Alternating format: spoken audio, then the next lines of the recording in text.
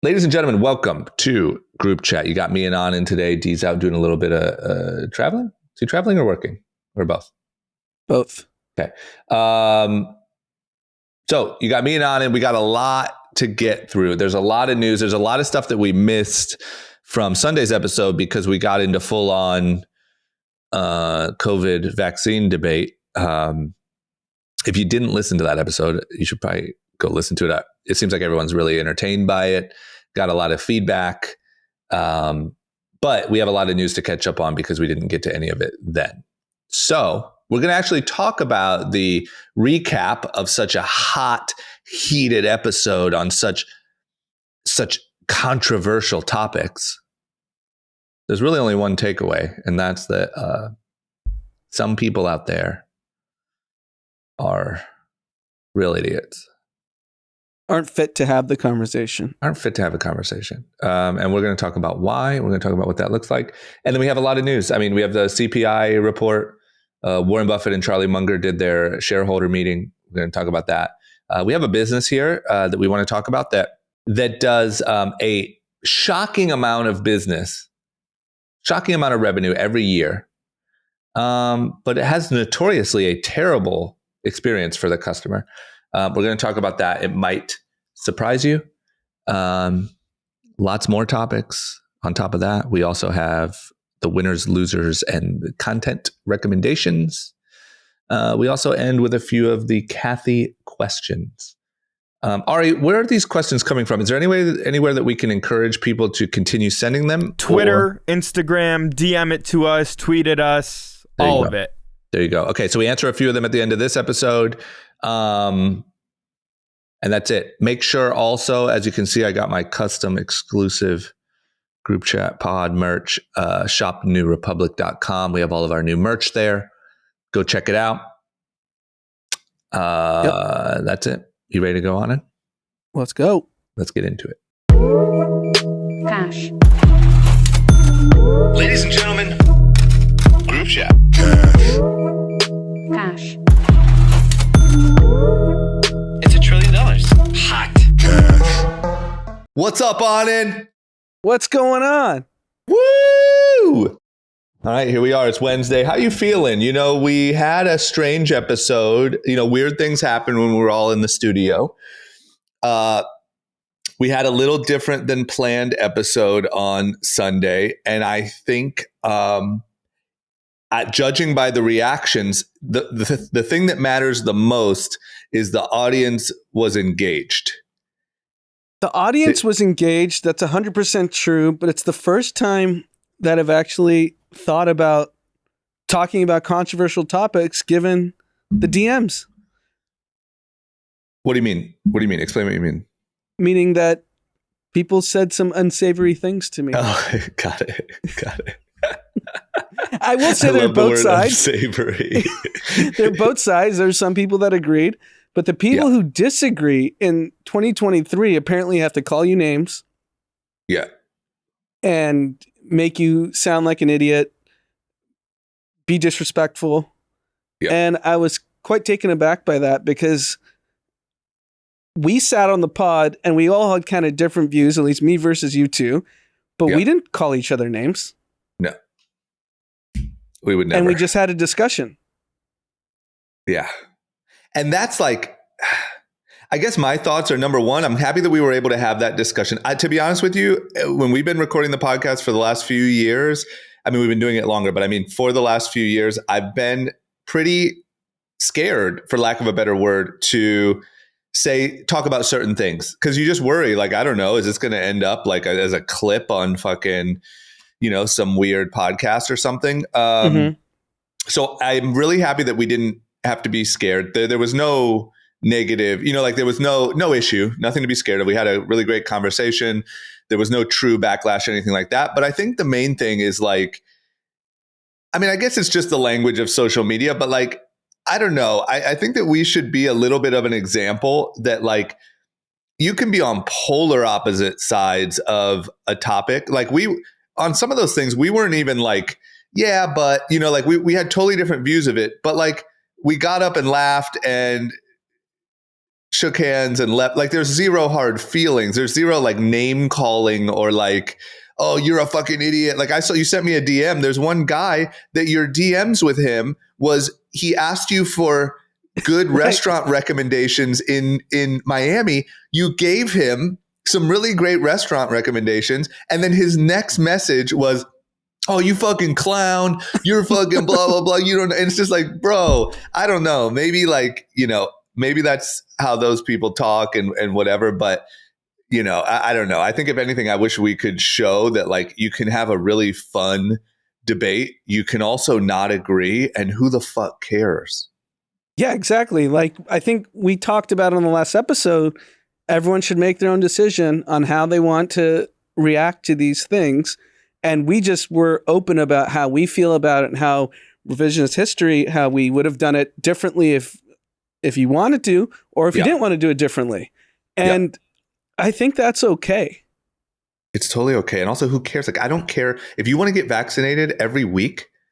I don't care. I mean, I care a little bit. Obviously, I'm concerned for your health. But like, listen to the pod. D was saying I need to get a vaccine every Sunday after the pod. Get jabbed before we start.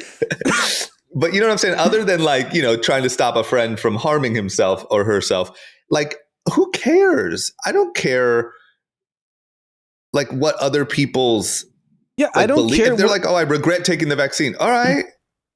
I don't. I wish I had more information. I don't go as far as I regret taking it. D regrets taking it. You don't regret it at all, not even for a second. Great. Who the fuck cares? Why does that bother me at all?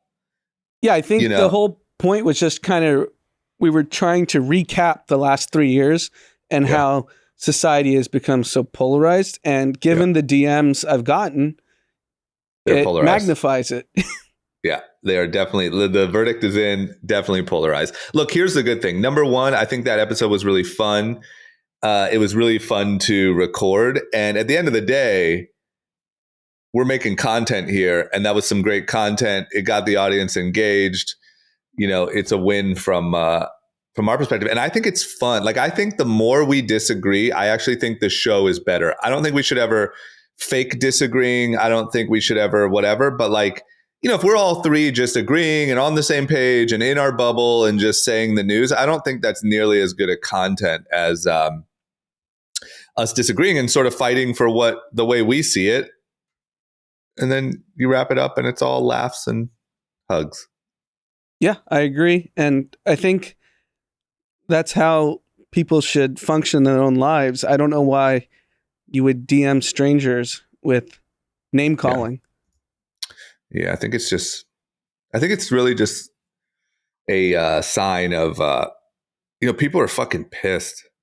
Like, I almost feel like the thing that was like the angry Trump voter in 2016, like sort of this like, wow, like there were these people that were really pissed about Barack Obama or really pissed about, their circumstances. And we didn't even really know. I feel like literally everyone has that sort of attitude now about their thing.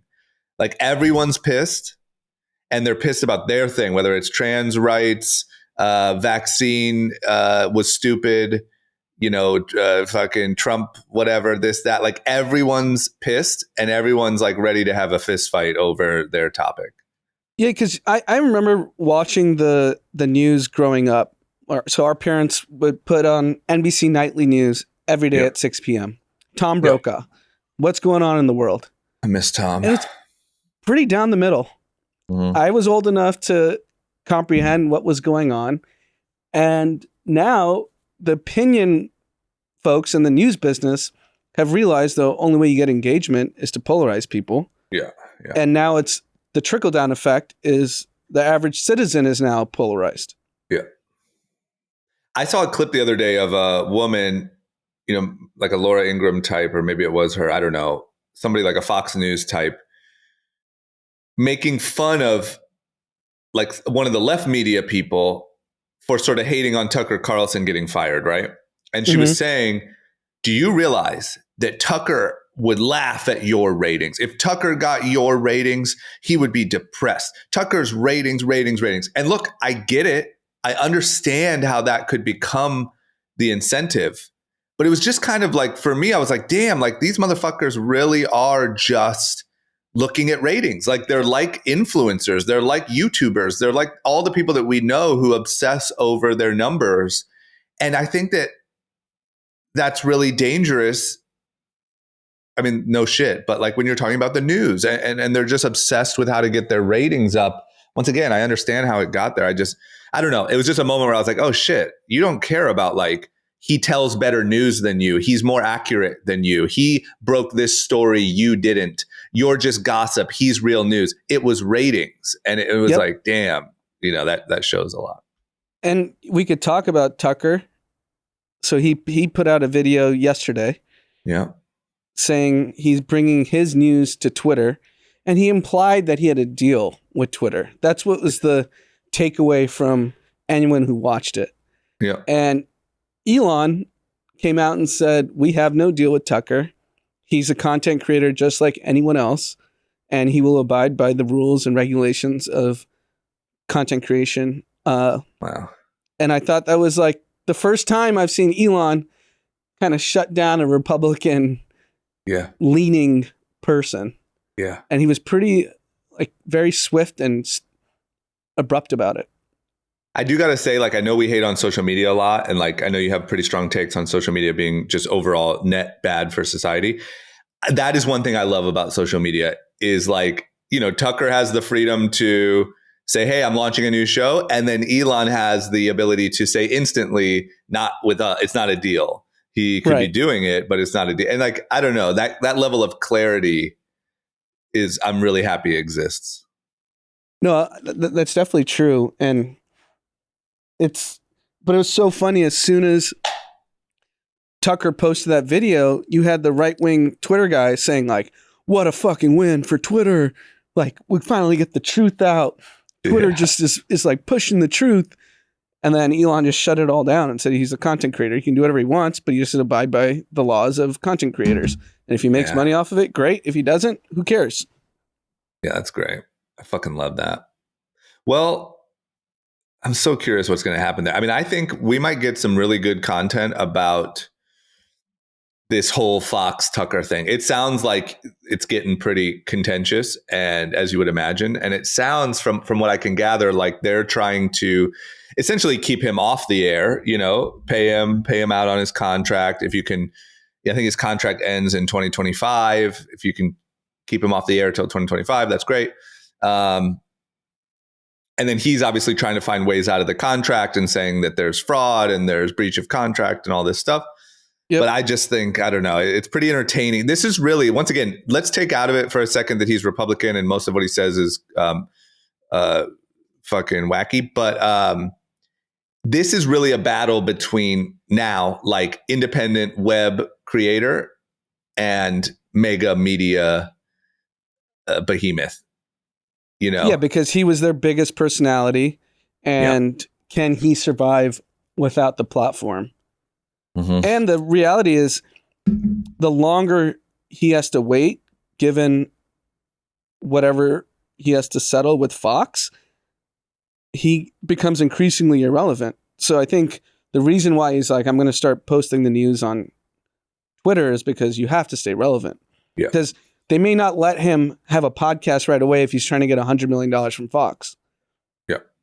It's basically like, look what happened to Bill O'Reilly. We don't even hear about him anymore. Yeah. That can happen so fast. It's really a battle. It's a battle for relevance and whatever. He has to stay on the air somewhere, and Fox has to keep him off. Yeah. And Fox may just screw him and say, like, we'd rather you not be around to be able to dunk on Fox. Yeah. Here's extra money. And then in 2 years, if he's not on a platform in 2 years, no one's going to care about him because it's going to be the next opinionist. Yeah, 2 years. He's sitting out the whole election. Exactly. That's his prime time. So it'll be interesting. We'll see what happens. Let's talk about some news. CPI. We're down. CPI's down 4.9%. 4.9. Okay. So I think the expectation was 5 to 5.1%. Just funny that that matters so much. Markets were up because of it. So Not really ripping though, like mellow up. mellow up, because I think there's this, thesis that inflation is going to be here a lot longer than we want. Yeah. And if the Fed is stubborn about this 2% inflation, we're still at 4.9%. And there isn't much you can do to get inflation down to 2% unless you crater the economy. And like crater. Crater. Yeah. And we've talked about this ad nauseum about, like, I don't see what the point is, because if you go out in society, it looks like everyone's still going to restaurants. Everyone's businesses are still good. Earnings are still good for pretty much across the board. So does it really matter? I don't know why anyone's asking that question. Yeah. I'm so curious what they're going to do. Cause like, I don't know, if they're really dumb about it, they're just going to be dead set on that number. And I feel like it's going to be this long, slow torture. Yep. To even get close to that is going to take so much time and so much pain, or a lot of really quick pain. But you know what I mean? Like that's so far off. 2%. Yeah, 2% is so far off. It's probably going to take 2 years. So then interest rates are going to stay, even if he doesn't cut, they're going to stay at this level for at least 2 years, if that's what he wants. And I have this theory that LA, at least at the high end, is going to get crushed in the next 18 months. Yeah. And I think a lot of wealth is in two pockets. It's basically real estate and Hollywood. Yep. And now with this writer's strike, which people are saying is going to be 6 months minimum. And in 6 months, you're going to realize you probably don't need this many writers. You need a quarterback to basically use generative AI to create all these sitcoms. Sure, the Successions and White Lotus, you need geniuses to do those. But to get the content machine going on Netflix and whatnot, you don't need that many writers. And with interest rates this high, all real estate is uninvestable. Yeah. If not uninvestable, you're going bankrupt because you can't afford the debt. Yeah. So I think LA's gonna. Yeah. It's gonna be interesting. I'm really curious because those are valid points, and it does seem like that's where a lot of the LA money is. I don't know. You can literally only. I mean, it's just guessing. I'm saying on the high end, not like the average person, but like, I mean, Dee was saying in his neighborhood, it's just writers and agents. Yeah. Yeah. And if there's no writers, there's nothing being made. If there's nothing being made, the agents aren't making money. Yeah. Studios are cutting budgets. This AI conversation is a big part of the writer's strike, right? Like, do you know, are you well versed on it? Not well versed, but I was told that part of the agreement is that you can't use AI. Yeah. Is what the writers want, right? Is that? I think that's true. What you've heard too? Yeah. I heard that. That's like a there's only a certain point. amount of it, or then there was, I think I heard some pushback about, we'll meet with you once a year to discuss AI use. I don't know, but it sounds like it's a pretty big part of it. And when I drive every day past, I guess I don't know what studio that is, right on Lancashire in Studio City, there's like studios there, and there's people, protesting with signs every day. And there's a lot of their signs, there's a lot of AI talk on their signs. And they're going to lose. I think they're going to overplay their hand. Yeah, it's tough. Because in this streaming war that is incredibly not profitable, this is an easy fix. Yeah. Yeah. Because there are only a few pieces of content that are generational type content. Like in the last, there's a Euphoria, there's Succession, there's White Lotus. Yeah.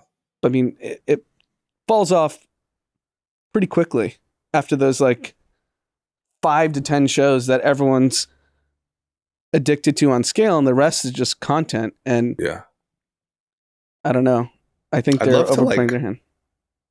Maybe this is like a Jad question or something. Like maybe we do I don't know. I'm trying to think because like what I don't understand at all is like how do these writers that are out protesting and striking, like how do their jobs work? Like are they spending all day generating ideas? Are they spending all day writing dialogue on pre-existing bot? Like you know what I mean? I don't understand how that industry works really well to have a good opinion. Yeah, so I think from my very like naive perspective, from what I understand, is there's writers' rooms where they like throw out ideas and they come up with stuff. And let's say there's 10 writers. With AI, you might need 2. Yeah. But are they generating ideas? Are they writing dialogue I think they're for existing spitballing. ideas? Like I know, so Bill Simmons was a writer on Jimmy Kimmel's show, and he talks about it on his podcast all the time.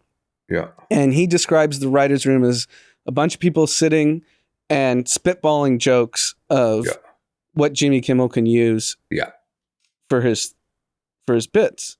Yeah. So assume that's 10 to 15 people. You probably don't need that anymore.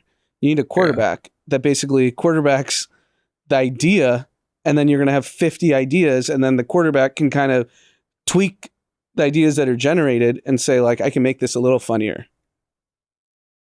Doesn't that make sense? Wild. It makes sense on paper. Like I said, I don't feel like my opinion is very valuable because I don't understand the nuance, but on paper, it makes total sense. And it's like, I'd be fucking freaked out. I don't know what I would do if I was those people. Like, I know you say they're overplaying their hand. They might be, but like, shit, that's scary.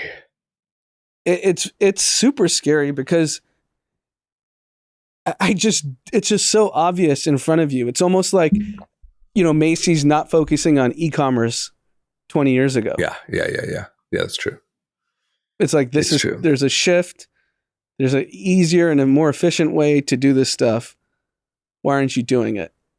And it's pretty shocking to me, actually, like how like more than right you might be. Meaning, I hate to say it because I know these are hardworking people and I respect creatives and all that, but like this thing pumps out ideas. Like especially if you get really good at prompting it. Let's just say you're a creative or you're a writer, and the art form now becomes prompting the AI to me, right? And prompting it for the best ideas. And it's so good and it can pump out so many in 2 seconds that I don't know. I'd be curious if a really talented like prompter, like one thing that happened, I don't know if you know this happened. One thing that happened was Casey Neistat. You know who he is, right? Yep.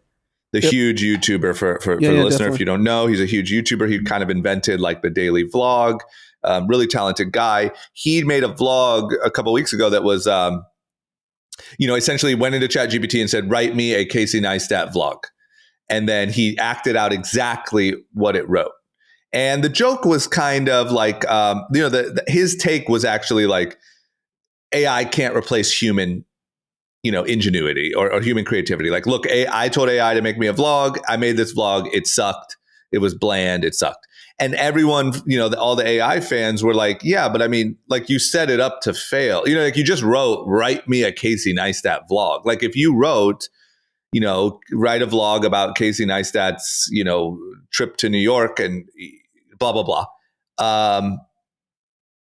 It could potentially be good. And when it comes to like the way Jimmy Kimmel, like those sketches aren't great. They're not groundbreaking. They're not fucking Dave Chappelle specials. You know what I'm saying? And I don't know. Like I'd be curious if Jimmy Kimmel did a show tomorrow where every sketch was written by AI, but didn't say it. Like you almost did the Beyond Meat test. Would anyone even say anything, or would it get all the same ratings? Yeah, because it's delivery, and you just need comedy, especially in that format, it's all delivery. Yeah. So if he just gets the kind of gist of the joke, he'll just deliver it, and you don't need 15 people in a room. Yeah, I'm so curious. Okay, well, I wonder if comedians are using it right now. They must be, right? I mean, they definitely are trying, like this is what I want to see. I want to see somebody put out something that is objectively good and then say AI did How many people are doing it right now and just secretly doing it? I think a lot. I have to imagine. I think most. I think to be honest, I think if you're not playing around with it, if you're some sort of writer or like idea generator in that way, and you're not experimenting with it, I think you're crazy. It also makes it to this point that we had like those bankable stars. Yeah. They're never going away because there might not be new ones. Yeah, that's true. That's totally true. God, what a crazy time.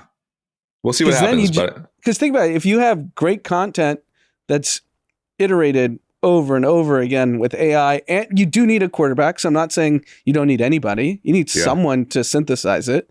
Yeah. You could give it to anyone who's just a good-looking person and put them on screen. Yeah. Yeah. Maybe we should try a group chat. Maybe we should secretly do a group chat where all of the topics are picked by AI and not say it until after or something like that. Or like, we should play around with it. Because what I don't like is when you're like, this episode was created by AI. Now you set like a weird standard. Whereas if you just did it and then you said like a week later, by the way, do you think there will be legislation? Like if you're Netflix, you have to caution the audience that it was generated by AI. I mean, this is my loser of the week, but Kamala Harris is the one in charge. So it could be fucking anything. It could literally, did you see that? Yeah, I saw it. She's the head of the AI United States initiatives, right? And Biden walked in and said, I know this is great, really powerful technology. I hope you will educate us on how, it's just like, I get it. Like you got to kind of talk to like the experts, but like, I don't know that you should be asking Google to educate you on how to regulate it. Yep. Like I'm sure there's some people that really understand it with no skin in the game that could be your advisors, not Google. Right. But anyway, I don't know. I mean, who knows? I think it could be fucking anything. There could be a disclaimer. Maybe there's a tag that you get if you used all human brains.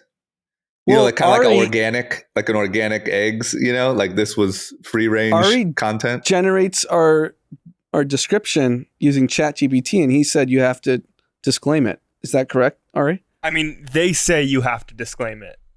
So because if you look at the bottom of our description, it says created by ChatGPT. Who says you have to? OpenAI.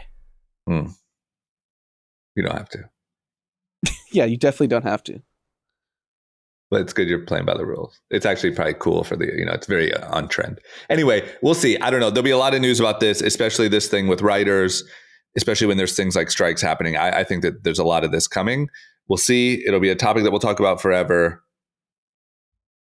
It's going to be big. What about Warren Buffett and Charlie Munger? I mean, I didn't watch it, but they did their big shareholders meeting, which is a big deal. And everyone tunes in and they live stream it. And, it's really this big deal. And I kind of feel like in this new age where a lot of younger people are really interested in like investing and, even on their Robinhoods and stuff like that, like there's more interest around this than ever. But was there any takeaways that stuck out? I think the sad thing is they're obviously legends, both of them. Yeah. But they kind of show their age. I mean, they're in their 90s. Yeah, they're especially Charlie, man. That guy. Charlie says some off the wall stuff. But when I listen to him, I'm like, man, this is the guy. And I wonder if it was the same hoopla because I know normally like friends of mine are like lining up to go to Omaha for the conference. Yeah. And I didn't hear much chatter about it. So despite them being, worth as much as they are, I don't know if they have the same impact. Yeah. And that's kind of what I took away from all the clips and taglines. It's like, great, you guys are super rich, legends, but the world may have moved on. It also just looks, I think there's a certain point where like, even if what you're saying is actually really great and valid, like they're just starting to look, like I said, Charlie Munger looks so old. You know what I mean? And there's just like kids are getting their investment advice these days from fucking Logan Paul. You know what I mean? Like you see old Charlie up there. I don't know, but I did see it a lot on I saw it on YouTube and had a lot of views, and I don't know, but I just saw a clip of them talking about Elon, and they've notoriously kind of bashed Elon and said he was, essentially like too ambitious or too optimistic or not realistic or something like that. And I think, it gets harder and harder to defend that point, right? If you want to say he's a dick, if you want to say like he's fucking obnoxious on social media, great, plenty of ammo. But like too ambitious or not realistic is a tough one to defend these days. Yeah, I agree. I think okay. Going anti-Elon, despite me actually having many bones to pick, you can't argue with the innovation he's made. Yeah, but I don't think your bones are innovation or ambition based, Yeah, exactly. They're not. You just think he's a bit of a idiot on social media, which that's, pretty easy argument. Okay, how about this? US Airlines had a baggage fee revenue. So go ahead, audience. I want you to just take a quick second in your cars, on your workout, morning route, whatever you're doing. How much in your head do you think US Airlines made from their baggage fee revenue last year? The answer is $6.7 billion. I mean, what business does $6.7 billion in revenue? Like, can you give any sort of? I mean, like what size is that? What's shocking is $6.7 billion in revenue, and all you hear about are travel nightmare stories of lost bags. Oh yeah, it's a terrible customer experience. So what are we paying for? That it's like the Apple dongle, like you get it to a spot where you have to do it. Yeah, I mean, and you have no choice, because if everyone is charging, if every airline, it's almost like they got together, each airline saying we're all charging for bags because everyone gets to eat. I mean, American Airlines said it's 2% of their total revenue is checked bag fees. And it's not cheap anymore either. Yeah, I'm trying to find. You're trying to find an equivalent company that makes $6.7 billion in revenue. Yeah, $6.7 billion. Just hold on one second. Lululemon does $8.1 billion in revenue. Okay, there you go. Lululemon, 8.1? 8.1 billion. Okay, so essentially all of Lululemon, which is a monstrous brand, which that already is just alone is impressive, but does the same as check bag fees for the airlines. Yeah, because think about the service too. If you go to any airport, it's a line of 150 people. Yeah. So it's not like you're paying for service. And they don't even, I'm sure that there is zero conversation at any of these airlines about how to make the checked baggage fee a better customer experience. Yeah, it's just a tax. It's a tax that actually, it's like when people complain about, we pay all these taxes and sidewalks aren't proper in metropolitan cities. It's similar to traveling, because I'll tell you a perfect example. So we went to Mexico City a couple months ago for Amanda's birthday. Yeah. We check a bag, and at whatever they charged, I don't even know what it is anymore, but it wasn't cheap. And we were told, it was complicated because we were flying to Mexico, but you had to check your bags via Delta, but it was an Aeromexico operated flight. And so we check our bag, fairly seamless experience because it was just a random time of the day. And we were like, I asked the person at Delta, I was like, okay, so we're flying Aeromexico, but this is a Delta terminal. Where do we go? Because Aeromexico is an international flight. They're like, oh no, it's through the Delta terminal. I was like, okay, great. So we go through the Delta terminal. We're hanging out. I'm looking at the screen to see when we're supposed to take off or when they're going to start boarding.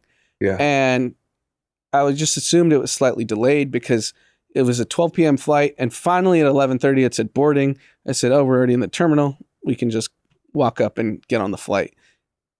We get to the part of boarding, and I was like, where's this flight? And they're like, oh, you have to take a shuttle. So then we sit in a shuttle for 30 minutes, and because they just wanted to fill up the shuttle, and we missed our flight. No. Yes. Why didn't they tell us at the check-in that, hey, the flight's actually taking out of Tom Bradley, go there immediately? Yeah.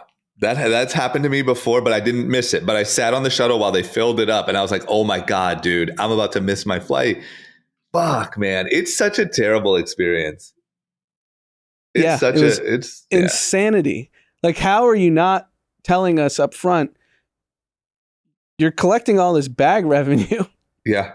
Yeah. The least you could do is tell me where the fucking flight takes off. Yeah. And you asked, what'd you do? Was there another flight soon? Did you stay at the airport? We got lucky. There was a flight like 2.5 hours later. So wow. It wasn't the end of the world, but it was definitely frustrating. Yeah. That's gnarly. I mean, it's just, man. But it could have been a disaster. There could have been no flights to Mexico City. And then we missed the first night of her birthday weekend. Yeah.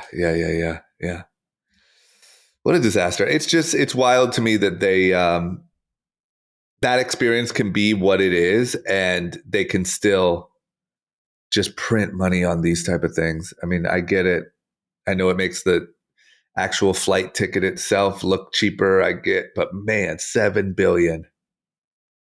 $7 billion for a terrible experience. Terrible experience. What other business can be that notoriously bad? And they have no consequence if they lose your bag or if it comes 3 days late.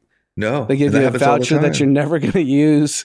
I mean, remember those photos of the Southwest when that whole debacle happened over Christmas, and like it was just baggage claim areas filled with random bags that nobody even, maybe went to the wrong airport, people didn't get it, whatever. Yeah, even the flight staff that were able to book us on the next flight at the gate. Yeah. I was like, I started panicking. I was like, oh, fuck, our bags were checked. And, legally you have to take the bags off the plane if the passenger hasn't boarded. Yeah. That's like a US law. And I was just like, how are these bags going to make it to the next flight? And then they literally just pointed at the tarmac and said, those are your 2 bags. So they're just sitting on the tarmac until the next plane came in. Oh my God. Well, there you go. That's a $7 billion business in operation. Okay, next up, Sam Altman, who has become, the most famous person in business in the last couple months. He is the CEO of OpenAI. He is, anti-remote work and letting it be known. He said that it was an experiment. It was a mistake. And it is over. Now, this is a guy that probably a good amount of their work could be done remotely. It's tech. Mm-hmm.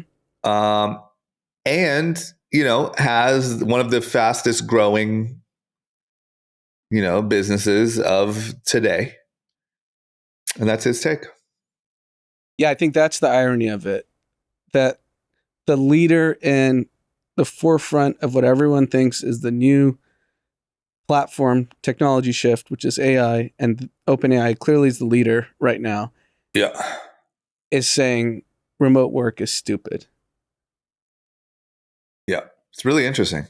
Like, it is interesting because it's also tech was the first industry to glamorize remote work. Well, and I would say that most of the fears is that OpenAI is going to, get rid of humans, right? And essentially what the guy who's running the company is saying is we need humans. Not only that, but we need them together. It's interesting. It's interesting. Also, I'm curious your take which I have a problem kind of accepting because I think it destroys a lot of work, is that Dan Primack, he's like the lead tech writer on Axios. Yeah. he tweeted out, AI is real, but it's no different than what tractors did. It just creates new work. And I have a tough time wrapping my head around that, because what I think it does is make fewer people required for work. I don't know what the new work is. Yep. Because like we talked about in the writer's situation, you could have 2-3 really talented people iterating on this machine versus 25 people.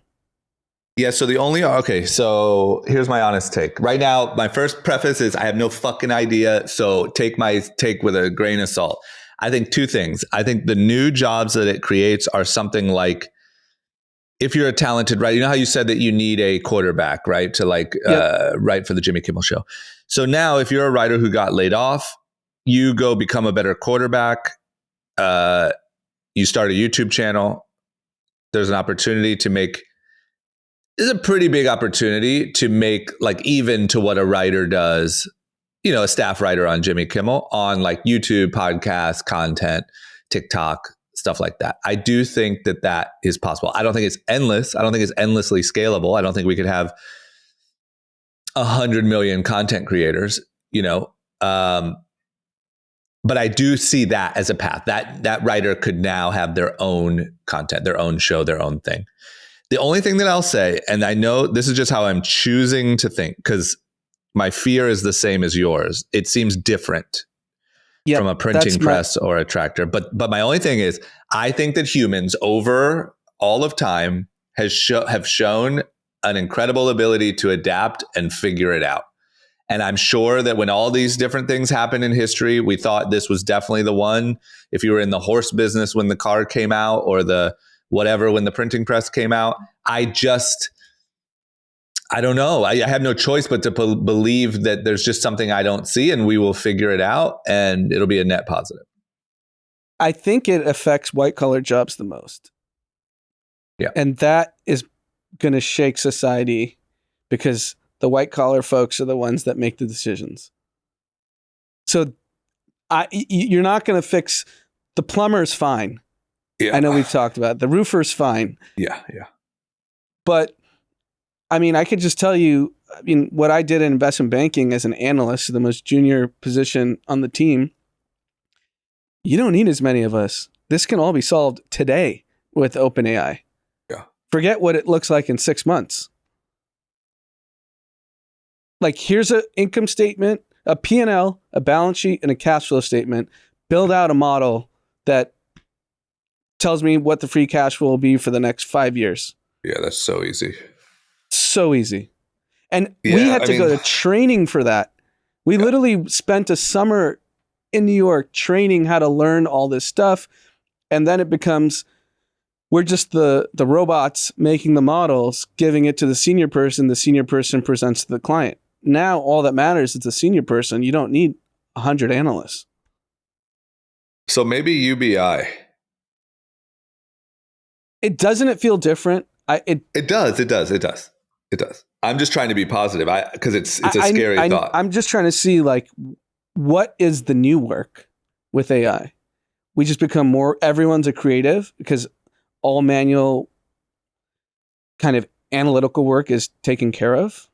Well, I think there's something interesting there's something to the fact that now a kid, like, for instance, look at like over COVID and that stuff, how smart and actually kind of savvy a lot of people got about investing. Like, I think you mentioned it about like a busboy coming up to you and talking about his investment strategy or something. And you're like, damn, like that's pretty, refined over the internet, right? So now if they have that same tool and they can also run models and, whatever, I don't know, like maybe there's a lot more investors, and maybe your everyday person that would have had to go work at a bank can now invest, raise their family's money, invest, and have their own little family fund in, Idaho, because they have the tools. Like, there's something to that, but I don't know. Yeah. Or like I said, a lot of people get really, really, really rich, and way more are out of work, and we need to like restructure. Like I said, there's a UBI type situation. I don't know. I mean, It seems like we're ultimately ending up at UBI being the only solution. Because things are already going that way. Like, look at what happened during COVID, right? And I think that you can see, like in a crisis, a little bit of a magnifying glass is some people got ridiculously rich. A lot of rich people got a lot richer. Mm-hmm. And everyone else got UBI. Yeah, no, it's scary to say the least. But what's so interesting is the UBI like instantly just goes to the businesses, like a check hits and it's like, okay, what can I spend it on? Yeah, what business gets that? Who's done the best to market to that audience that it's going directly into their accounts? We saw that during COVID. You could literally tell from certain people's sales, even friends of ours, when the stimulus check hit people's accounts. I mean, it impacted all of our businesses. Yeah, it did. But I'm saying there were some that were like, oh shit, like something happened today. Oh, it's stimulus checks are starting to hit. Like that's pretty wild. Mm-hmm. So I don't know. Very scary. No, not scary. I'm going to change my attitude. It is great. We have always figured it out, and we're going to keep figuring it out on it. Yeah, let's do it. Okay. You wonder Kamala who is Harris, figuring? Kamala Harris is going to figure it out. Kamala Harris will lead us to the promised land. Do you want to know who else is figuring it out? Is the James family. LeBron James' son, Bronny, has committed to USC. I believe I saw, so first of all, shout out to you, shout out to the Murthys, shout out to the whole USC gang, all your guys' friends, the whole thing, fight on, all that. I also think I saw LeBron say that Bronny was the first person in his family to go to college that he can remember. Yep. He said he doesn't know anyone between him and his wife's family that has gone to college. Pretty wild. Pretty awesome. And you got him. Huge news. It makes USC basketball instantly the most relevant college basketball program in the country. Yeah. Bronny's as blockbuster as it comes. Yep. We also have another recruit. I think he might be the number one kid. This kid, Isaiah Collier, that committed. Dennis Rodman's kid announced today. Saw that. He's going to SC now. And I said on the last podcast, of all the celebrities that were shown at the game on Saturday, Bronny got the biggest cheers. Yeah, that's true. It's going to be blockbuster. Those games are going to be nuts. I haven't been to a USC basketball game and I can't even remember. Early 20s. Yeah. I'm 100% going. Yeah. This next season. Yeah, you can't miss Bronny. it. Yeah. Especially if there's the supporting cast is good, or maybe he's, however you want to say that. Maybe there's way better players. Maybe he's a member of the supporting cast. But the point is, if they're actually really, really good too, it's going to be fucking wild. The whole country is going to be watching. I mean, they're going to have every game should be on national TV. Yeah. He's that blockbuster. I agree. I totally agree. You know what's insane about LeBron's story is LeBron himself, it's pretty much never happened for someone that came from his background at a broken home, goes straight to the NBA, hires his best friends. Yeah. Everything worked out. Yeah. Perfectly. No scandals. Not one. Every one of the best friends is like enormously rich. Yeah. On their own endeavors. And the sons are star recruits. It's wild. Bryce is coming next. And Bronny's now going to USC. He will be in the NBA. Yeah. And Bryce is coming right after him. And they're perfectly, like, from the outside looking in, look like just well-behaved, normal kids. Yeah. How is this possible? Yeah, I don't know. I've even seen Bronny in some clips, like, like it's really easy to slip up nowadays as a kid because like all these kids are streaming. They're all like, it's just constant. Like you're playing video games. You could accidentally say some weird shit. For sure. And I've even seen clips of like other streamers, like really big streamers, Bronny being like in the shot. And then they start to say something weird or it goes a little weird and he'll like step out of the shot, so you don't even have the clip of him like in the background while somebody said something. Like he's, you can tell he gets it. I would die to know the secret. Yeah. Because it all worked out so well. I mean, one of the guys, you're dating Adele. The other guy, you're like, it's all flawless. It's not like, like this guy's successful, but he's like hooking up with, getting caught with hookers. Like it's literally, it's all so. And Rich Paul sold his agency to UTA, so he made a fortune. Yeah. Maverick runs Spring Hill, and he got an investment that I don't know if they sold. I forget what happened, but I think they got a pretty big investment. I think it's a big investment. Yeah. They're both on the board of Live Nation. LeBron's son is like the most famous teenager in America. Yeah, and there's nothing like negative that comes out about any of it. Yeah, I would love to know how. Because this is the thing that you have to understand. The one element of this that, like, I wish it's probably too late now, but if we ever would have ended up, in Akron together, like to show you, like I know so intimately where he came from. Mm-hmm. And not only was it a bad area, sure, but it's not so much that it was a bad area as it was like just like the middle of nowhere. Like, you know what I'm saying? It's not like he's from, outside of Chicago, like some smaller town outside of Chicago. Like it is the middle of fucking nowhere. There's no connections there. There's no one training you how to be a great leader. And if you think about it, and in that era for sure, everyone was just, how do I make money off this guy? Yeah. So including the sneaker companies, everyone had an angle. And how did he navigate all that? I don't know. I don't get it. Because right now, like, I think it's very different. And I'll bring up a story. This recruit, he's going to be the star receiver at USC. His name's Zachariah Branch. Came out of the office on Friday. And he's so mature. He's so polished. But they get that education like really early when you're going to be a star. Yeah. That didn't exist when LeBron was coming up. Yeah. It was just people, how do I take advantage of this guy? Yeah.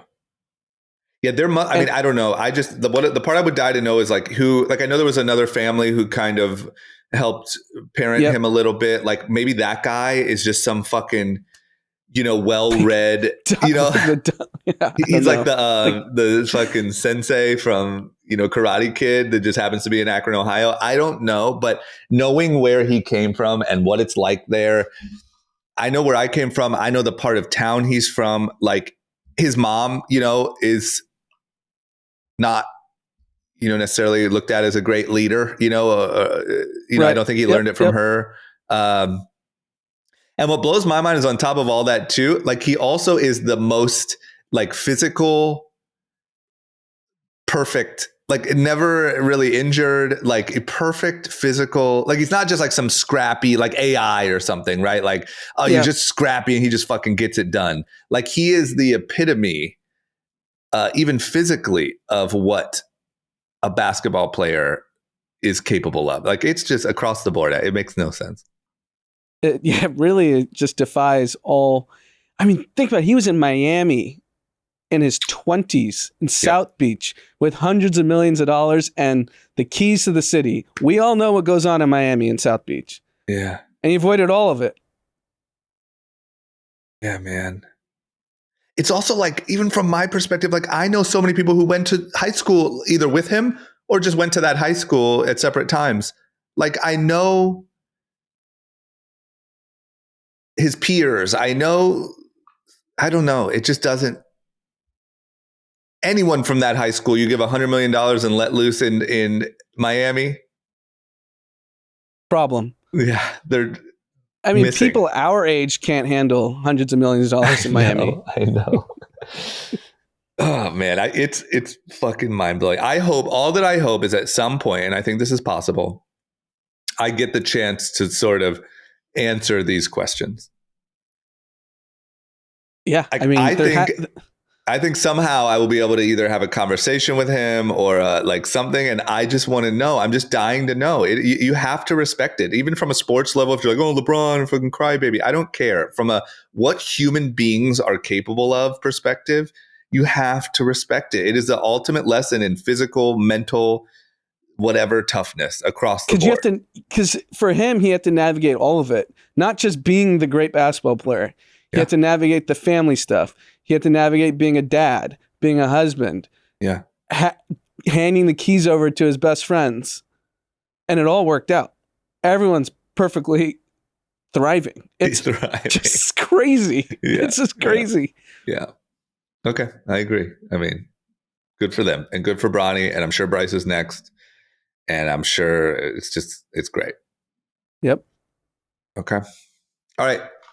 Winners, losers, content. Let's wrap it up for the week. And then we're going to answer a Kathy question at the end. We're going to pick one. We're going to answer that. We're going to keep that going at the end of the episodes because it's a cool thing. And we want to keep it going. Who's your winner of the last week? Has to be LeBron. He's about to send the Warriors home packing. Yeah. And the Warriors dynasty. Yep. We will never have to hear about the Warriors again. LeBron and the Lakers are up 3-1. They play tonight, maybe lose tonight, but Friday we're sending them home for sure. Yep. And what a game 4, huh? Unbelievable. I got a phone call like in the fourth quarter and I was like, and I paused it and I was like, damn, man, like, all right, they're going to lose this one. It's going to be 2-2. I don't know why. I just felt like they were losing momentum, whatever. And when I came back and I watched it from where I paused it and didn't check social media, and man, like they pulled it out. They fought for it. It's there. And you know what's crazy is, I don't want to get too technical about basketball. So in 2017 or 18, that last play where AD stole the ball, literally the last play, Draymond went to the basket, passed it, and they snuffed it out. Yeah. There's the exact same play the Warriors ran 4 or 5 years ago, and LeBron didn't figure it out, and Clay got a 3-pointer. He remembered that play because you can see a side-by-side clip, and he knew he was getting screened, and he sent AD to Clay. Yeah. And it was over. Like the guy he's just so fucking special. It's just insane. I love it. Okay. Well, my winner is the Lakers. Same reason. I agree. We got a hot game tonight. I mean, if they close it out tonight, it's just pure domination. It's okay to, I would actually like to see 2 more games instead of 1. I'd like to send them home in their own arena. It just feels great. The next 2 are in Golden State or they go 1-1-1? 1-1-1. Yeah. Okay. Well, let's send them home. I agree. Loser. Who's your loser? My loser is people in my DMs calling me names. Yeah, they're losers. Grow up. Yeah, grow the fuck up. I agree. Look, I love doing it. I love debating. I love when we don't agree. I love the sport of it all. I love our little sparring sessions. But there's just a line, and you don't call people terrible names and just learn how to have a fucking conversation, you little baby bitches. Exactly. Love it. My loser, I already said it. It was the fact that Kamala Harris is in charge of AI regulation in the United States. Love it. Content recommendations? Lakers? Watch the Lakers. Yeah. That's it. That's all I got. That's all I'm doing this week. Okay, so I knew that was going to be the thing, so I purposely chose another one. It is on Hulu, the Tupac documentary, Dear Mama. It's made by the same people who made Defiant Ones, which Defiant Ones just happens to be probably my favorite documentary of all time, which is the one about Jimmy Iovine and Dr. Dre. And it's really good. It's obviously it's not as good as Defiant Ones. It's a little slower, I would say. But, if you would have told me like, hey, there's a new Tupac documentary, you should watch it. I'm pretty like Tupac'd out when it comes to like documentaries. It feels like everyone's just kind of squeezing more and more out of the sponge at this point. But it's not that. It's really great. It's really a new take. There's so much footage that has never been seen before. So much storytelling. It was made by the Hughes brothers, or one of the Hughes brothers, who, Tupac notoriously beat the shit out of and, went to court for. So he tells that story. It's just really well done and really great. So yeah, check it out. I can't believe there's still more Tupac content. I know, bro. Me too. And when I saw that, I was like, no, I'm not interested. And it's new stuff. Because it's like pre-social media. It's not like it was pre-iPhone. Like, how are you documenting all this stuff that we've never seen? I know. And you wonder where we got lucky is like he was such a like theater, like arts kid when he was young. And I think those were like probably the only kids that had cameras a lot. Because they were filming, their little movies and stuff. And so there's a lot of footage. And then obviously as he got older, there's a lot of footage. And I'm sure like probably, these guys probably owned a lot of it and just never let it out until now. I don't know. But the storytelling's really good. It's really good. Kathy, question of the week. D's out. So we're going to do an easy. There's a lot of these that are like, what do you three think? What do you three? Blah, blah, blah. I'm going to do one that's pretty easy.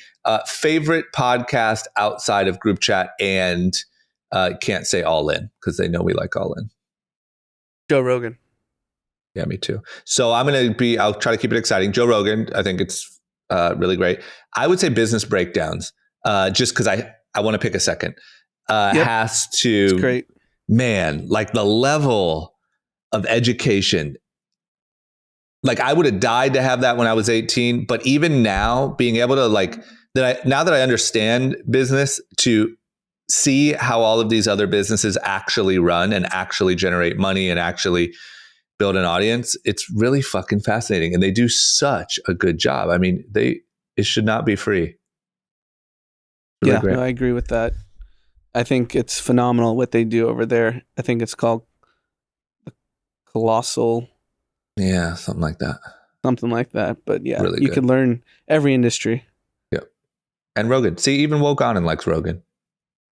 He knows how to have an open mind. Okay, I'm going to do two more because it's really easy. What does Kathy stand for? Where did it come from? One day we were recording and we were like, hey, we need our version of the beehive or our version of the whatever. Of course, sort of half joking, but half not. And we came up with the group chat Chatty Cathys. And it was funny. And it made us all laugh a lot. And so it stuck. And now you're all Chatty Cathys. Okay. So Get thanks your for Kathy joining. hats. And then last but not least, this one's actually for you, Ari. Since Ari is leaving, is he treating D, Anand, and Drama to dinner at his favorite restaurant in LA, The Ivy? Let us know, Ari. No. What? I will not. But you guys could take me out. Oh, you just got a raise. And then you deserted us. I'm right here. Who's in studio and who's not in studio today? Let's just think about that. I'm going to ask you that in September, Ari, and October, and November. You dick. Good point. So can we go to lunch anywhere? I think you should take us out. Take us out. I'm thinking I'll just take you guys out because Anand will pick up the check again. But no, this you time, have to host. It's your bill. Where are you taking us? The Cathys want to know. Taco Bell. Jesus Christ. See this, Kathy? See what sort of gratitude you get, Exactly. after giving a guy a raise, getting deceived on his future plans. You know what? I'm not even going to say that. If I get to spend a lunch afternoon with the three of you guys and just me, I would pay for an Ivy dinner. I would. It would be a worth it ticket. There you go. Yeah, you're about to go into so much debt. What do you care about a little big lunch bill? A little big lunch bill. You know how many people would pick up an Ivy tab to, just chat and Talk pick to our you? brain? It's true. And you're trying to get us to pay. You freaking asshole. Whatever. Hey, at least the Kathy saw your true colors today. That's it. We're wrapping it up. We're ending it on that. Now you know the real Ari. And then we'll get back to more of these questions when D's back. Because a lot of the deeper ones about like advice and stuff like that are probably better for all three of us. Mm-hmm. Okay. That's it. Everyone have a great rest of your week. Have a great weekend. Watch the Lakers. Sorry if you're a Golden State fan or if you're an Anand hater. You're all losers. Losers. See you later.